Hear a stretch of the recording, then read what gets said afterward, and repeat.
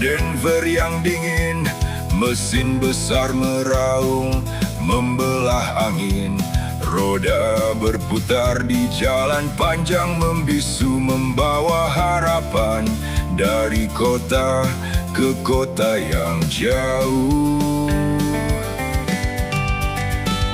Melewati Rockies yang menjulang tinggi, salju di puncak bagai mimpi abadi.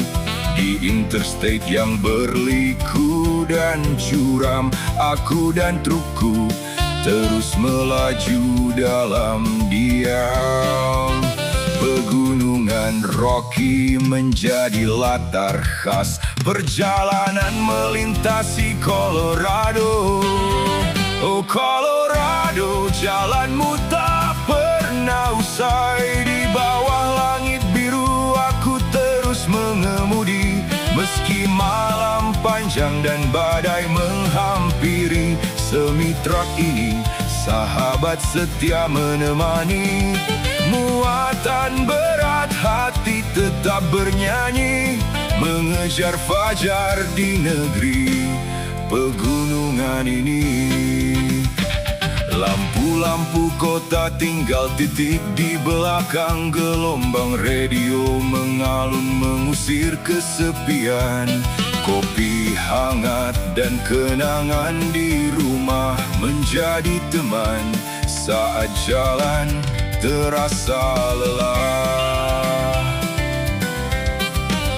Kadang kabut turun menutupi pandangan, kadang salju datang menguji ketahanan. Namun setiap mil yang ku tempuh malam ini membawa cerita untuk esok hari. Mengemudi truk di jalur pegunungan Colorado dikenal penuh tantangan, terutama saat musim dingin dan di jalan-jalan pegunungan yang curam.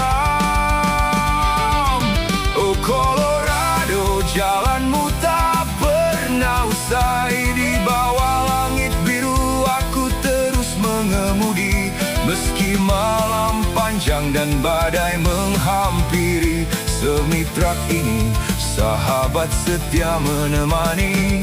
Muatan berat, hati tetap bernyanyi, mengejar fajar di negeri pegunungan ini.